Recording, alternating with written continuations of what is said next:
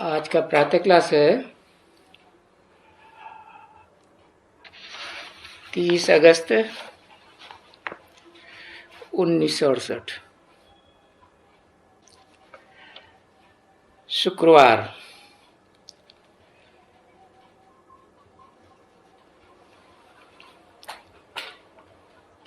किसकी याद में बैठे हो? पूछा। ये है संबंध।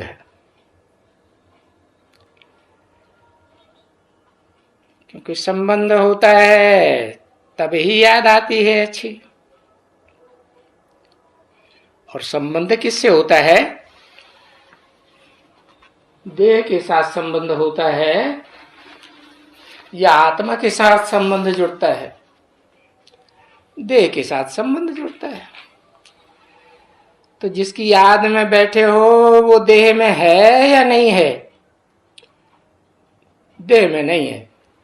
हाँ, वो तो देह में होता है तभी संबंध जुड़ते हैं। और प्यारे ते प्यारा संबंध। सबको इन दुखों से छुड़ाने वाला है। इतना प्यारा संबंध, सबके लिए प्यारा। कौन सबके लिए? जो आत्मिक स्थिति में स्थित होने वाले बच्चे हैं उनके लिए। ऐसे है ना बच्चे, वो कहेंगे या तो बच्चे बाप को देखते हैं या बाप बच्चों को देखते हैं। निराकारी बच्चों को देखते हैं या देहधारी बच्चों को देखते हैं। बाप भी निराकारी बच्चों को देखते हैं और बच्चे भी निराकारी बाप को देखते हैं। देखते हैं तो जिसको देखते हैं उसी की याद आएगी ना। तो उस निराकारी बाप को देखते हैं तो सभी दुख कटते जाते हैं।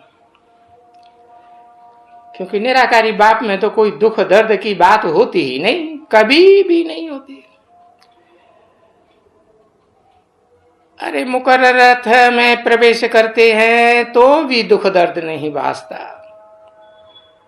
निराकारी बाप को। क्योंकि आत्मा सतो प्रधान की तरफ में जा रही है। इस सृष्टि में जो भी 500-700 करोड़ मनुष्य आत्माएं हैं, कोई तो ऐसी आत्मा है जो तमो प्रधानता से सतो प्रधानता की तरफ जा रही हो। सात्विक स्टेज में भी प्रधानता, प्रधान होता है ना गांव का मुखिया। तो ऐसे समझेंगे ना बच्चे, ये बाबा है जिसको हम बाबा कहते हैं। साकारी निराकारी का मेल है ना। तो इनको ये दुख तो अथाह है। आगे तो भक्ति मार्ग में सिर्फ गाते थे, दुख हरता है, सुख करता है। समझते नहीं थे कि कैसे दुख हरता है, कैसे दुख हरता और करता है, और कौन है। शिव शंकर को मिला के एक कर देते थे, या तो कृष्ण को ही भगवान समझ लेते थे। अभी पुरुषोत्तम संगम युग में तुमको सच्च सच्च सभी दुखों से छुड़ाने आते हैं। कौन? साकार आते हैं या निराकारी बाप आते हैं? निराकारी बाप भी आते हैं तो साकार में प्रवेश करके, मेल करके, एक हो करके आते हैं। और सभी दुखों से छुड़ाते हैं, इसीलिए आते हैं। तो ये बात तो जानते हो कि स्वर्ग में कहो अथवा सतयुग में कहो, दुख का नाम निशान एकदम नहीं होता है। क्योंकि स्वर्ग वैकुंठ को भी कहा जाता है, जहां अतीन्द्रिय सुख होता है, और जिसे सतयुग कहते हैं वो तो 16 कला संपूर्ण हुआ ना है। हाँ, जो जहां कलाबद्ध देवात्माएं जन्म लेती है, तो दोनों को ही स्वर्ग कहेंगे ना। स्वर्ग कहां गया? स्व की स्टेज में, आत्मिक स्टेज में गए। तो वैकुंठ में भी सुख है और कलाबद्ध सतयुग में भी सुख ही सुख है, नाम निशान नहीं है दुख का। क्यों? क्योंकि वहां तो बीमारी सीमारी कुछ भी नहीं होती है। देह समझते ही नहीं है तो देह का सुख भी दुख भी नहीं होता है।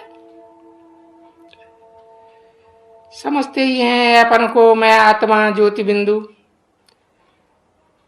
दूसरों को भी देखते हैं तो ज्योति बिंदु आत्मा के रूप में देखते हैं। तो जो ऐसी आत्मिक स्थिति की याद सिखाते हैं, ऐसे बाप को तो याद करना बहुत जरूरी है। क्योंकि और तो दुनिया में कोई मनुष्य मात्र है ही नहीं, कोई भी धर्म पिता या ग्रेट फादर जो आत्मा का यथार्थ परिचय देता हो कि आत्मा का रूप असल में क्या है, सिवाय एक सुप्रीम सोल के, जिसे हेवनली गॉड फादर कह सकते हैं।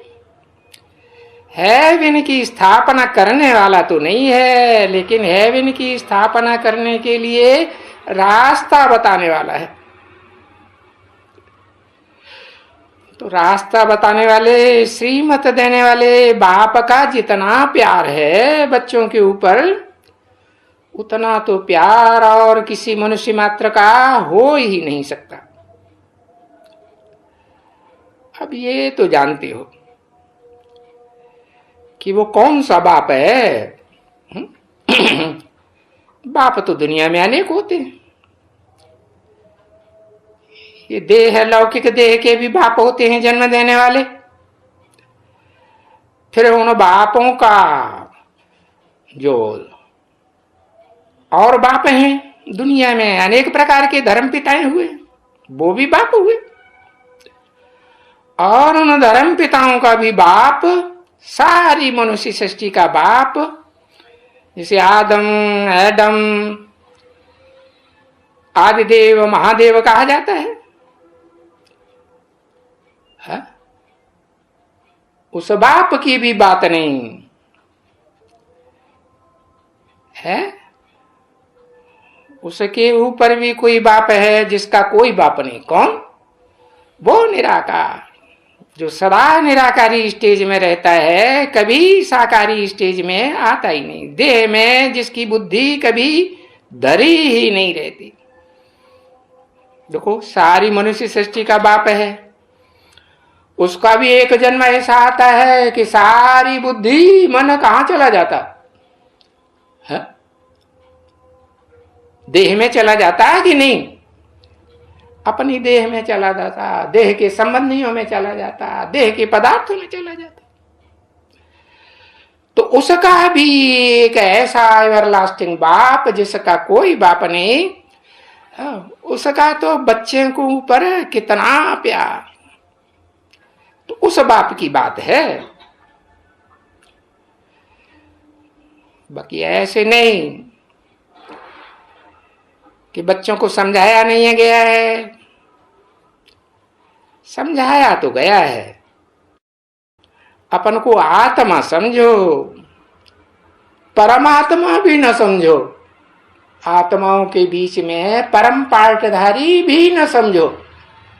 बच्चों को, जो ढेर के ढेर बच्चे हैं, वो क्या समझें? परमात्मा हूं? नहीं, परमात्मा तो हीरो पार्टधारी एक ही है, जिसके नाम का गीता में कई बार वर्णन आया है। तो बच्चों को समझाया गया है कि आपन को आत्मा समझो, परमात्मा नहीं समझो, और न देह समझो। क्योंकि मैं तुम सब बच्चों को रात को भी समझाया है, दिन में भी समझाता हूं और रात को भी समझाता हूं। बेहद की रात में भी समझाता हूं, बेहद के दिन में भी समझाता हूं। किसको? तुम बच्चों को है? इन बाजू में बैठने वाले बच्चों को नहीं, न ब्रह्मा को, न ब्रह्मा के फॉलोअर्स को। जो सन्मुख बैठते हैं, ऐसे नहीं कि बाहर से देखने में सन्मुख बैठे हुए हैं और अंदर से बुद्धि बाहर की दुनिया में भाग रही हो। हाँ, तो ऐसे भी सन्मुख नहीं, यथार्थ में सन्मुख, अंदर बाहर से एक होकर के सन्मुख हूं। ऐसी अपन को आत्मा समझो। किसके सन्मुख? सुप्रीम टीचर के सन्मुख, सुप्रीम बाप के सन्मुख।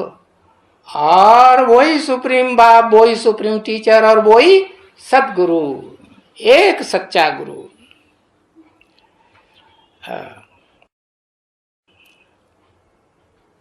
तो ऐसी आत्मा के सन्मुख समझो। आत्मा, देह नहीं समझो। क्योंकि आत्मिक स्थिति में स्थित होंगे तो सदा सन्मुख रह सकेंगे, है?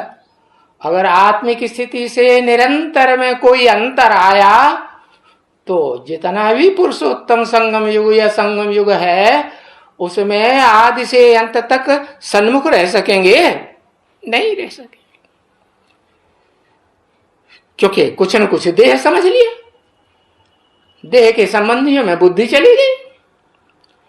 इस जन्म के संबंधी में या पूर्व जन्म के संबंधियों में, देहधारियों में बुद्धि जाती है। तो बताया कि मैं तुम बच्चों को रात को भी समझाता हूं, दिन को भी समझाता हूं, बेहद की रात में भी, बेहद के दिन में भी। पुरुषोत्तम संगम युग में बेहद का दिन और रात होती है ना। तो समझाता हूं कि तुम भी बच्चे हो। है? भी क्यों लगाई दिया? तुम एक की बात है या अनेकों की बात है? हाँ, तू कहें तो एक की बात, तेरा कहें तो एक की बात, है ना? अंग्रेजी में दाऊ कहते हैं ना।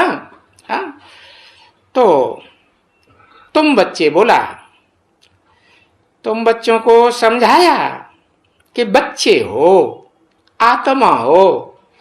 आत्मा एक कि अनेक है?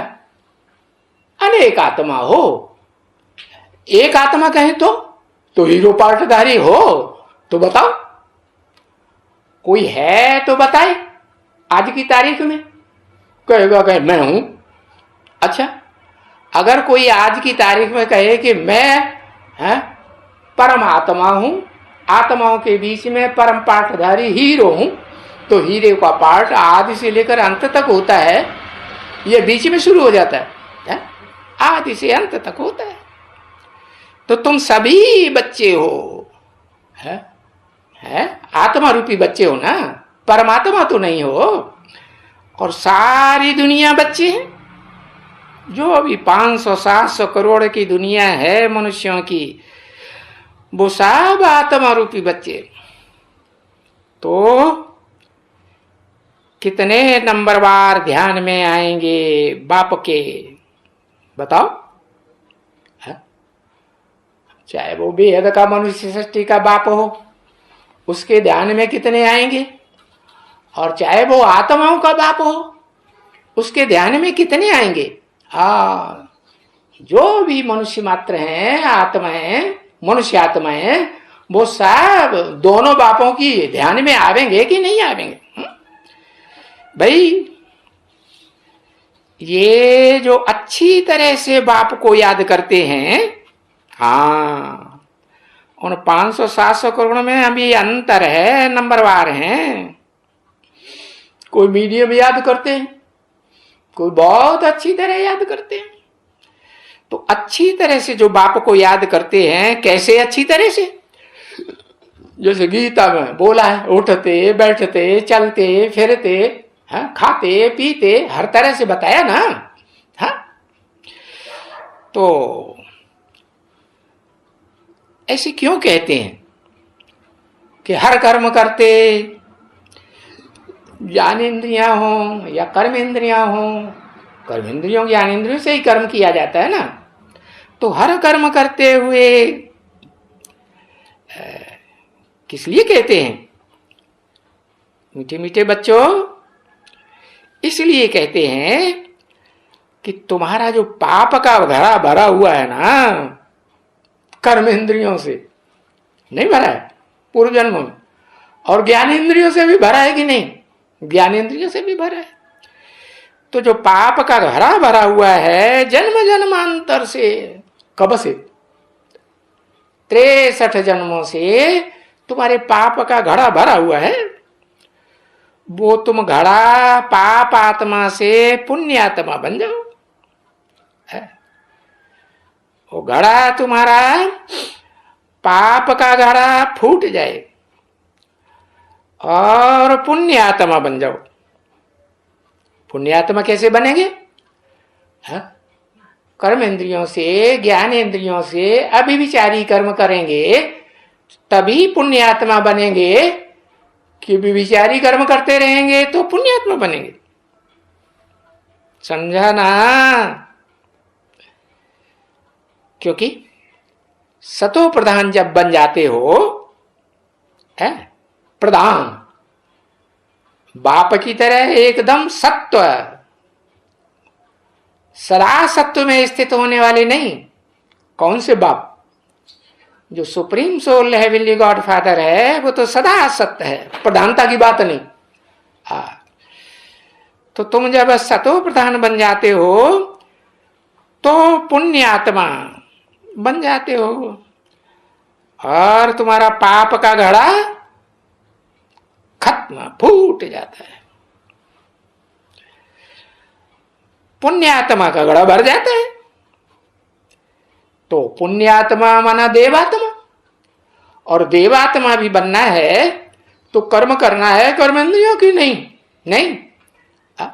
अच्छा, कोई कहे कि अरे ब्रह्मा ने तो कर्म करना सिखाई दिया है, ब्रह्मा कुमारियों जैसा, भाग दौड़ करो, कॉन्फ्रेंस करो, ये करो वो करो।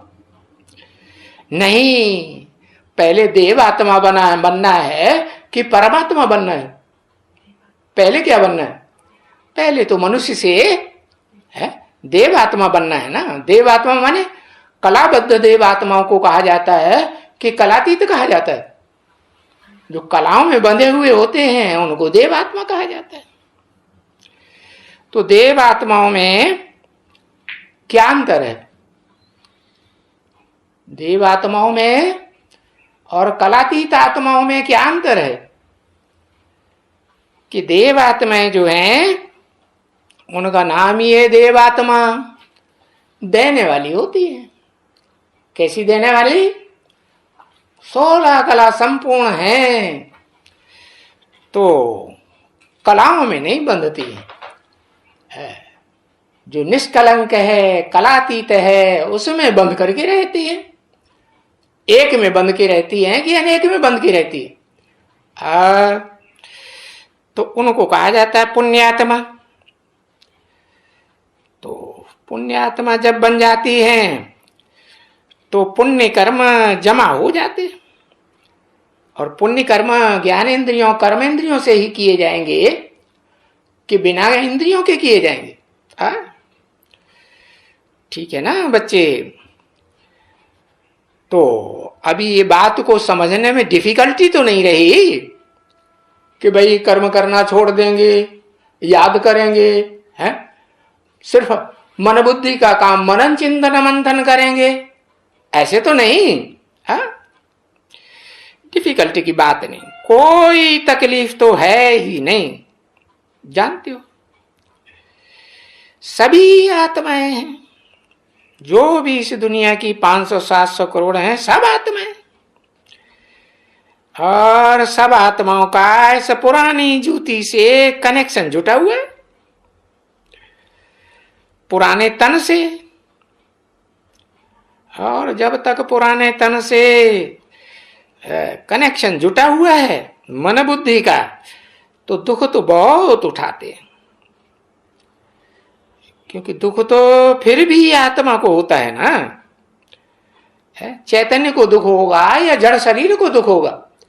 चैतन्य आत्मा को ही दुख होता है। तो शरीर को कुछ भी चोट लगने से, देखो आत्मा में ख्याल आता है ना, सुप्रीम सोल भी आत्मा है कि नहीं? और सुप्रीम सोल जिस शरीर का आधार लेता है मुकर्रर रूप से आदि से अंत तक पुरुषोत्तम संगम युग में, अगर उसको चोट लगे तो उसे ख्याल होगा कि मेरे बच्चे को चोट लग गई? नहीं होगा। हाँ, तो चोट लगने से आत्मा को ख्याल तो होता है ना, चाहे वो सुप्रीम सोल की आत्मा क्यों न हो, ख्याल होगा या नहीं होगा? ख्याल तो होगा। तो ख्याल तो आते रहते हैं कुछ न कुछ। इसलिए बाप कहते हैं बच्चे सदा सलामत रहो। कैसे सदा सलामत रहो? सदा सलामत का अर्थ बड़ा भारी है। क्या भारी है? तुमको कोई चोट महसूस नहीं होगी, कुछ भी महसूस नहीं होगी। तो आत्मा कहती है कि मैं रोगी हूं, है? अब परमात्मा की स्टेज आत्मा पकड़ ले, हीरो पार्टधारी के रूप में स्थित हो जाए, तो रोगी रहेगा? रहेगा रोगी? नहीं। तो आत्मा तब तक कहती है कि मैं रोगी हूं, दुखी हूं, जब तक मन बुद्धि कहां धरी हुई है? देह में धरी हुई है तो कहेंगे रोगी हूं, दुखी हूं। तो शरीर जब भी ऐसे रोगी वगैरह कुछ भी देखो, है, अस्पतालों में जाओ देखो, कहां भी दुनिया में जाओ देखो, कोई कितना भी साहूकार हो इस दुनिया का, है, स्थूल धन संपत्ति का, तो भी बीमार होता है या नहीं होता है? हाँ, बीमार, दूमार, दुखी, रोगी तो शरीर सभी के हैं। ये शरीर ही प्रकृति का बना हुआ है। कैसी प्रकृति का? नीची प्रकृति का कि ऊंची प्रकृति का? दो प्रकार की प्रकृति है परमपिता परमात्मा की, एक आत्मा और एक शरीर। एक आत्मा ऐसी है जिसे कहते हैं प्राणवायु, कहते हैं ना। हाँ, प्राण निकल जाए तो कुछ रहता है, प्राण गया तो सब कुछ गया। तो ये शरीर में प्राणवायु जब तक है तब तक शरीर क्या है? दुख भोगता है कि नहीं भोगता है? तब तक दुख भोगता है। और प्राणवायु जब निकल जाए, है, आत्मिक स्थिति वाली जो पराशक्ति है, परा प्रकृति है, वो ही अलग हो जाए तो फिर दुख होगा ना? दुख नहीं होगा। तो वो पवित्र चीज है। तो बताया शरीर जब रोगी बनते हैं तो प्राणवायु निकल जाती है। तो कोई भी अस्पताल में जाओ वहां रोगी होंगे, नहीं तो हॉस्पिटल में क्यों आएंगे? नहीं तो दुनिया में कहीं भी जाओ, है, अरे दुनिया में दुखी ही दुख है। तो बच्चों को तरस पड़ता है, ये दुनिया कितनी दुखी है। कौन से बच्चों को? देह में जिनकी बुद्धि धरी हुई है उनको तरस पड़ेगा, या जिनकी बुद्धि है नंबरवार देह से निकलती जाएगी उनको तरस पड़ेगा। जिनकी बुद्धि देह से निकल जाएगी उनको तरस जरूर पड़ेगा। इसलिए कहते हैं दया धर्म का मूल है। दया माने दया आना तरस आना एक ही बात हुई ना। हाँ तो बच्चों को तरस आता है, दया आती है कि ये मनुष्य कितने दुखी हैं इस दुनिया में। तो ये बच्चे जानते हैं कि ये दुख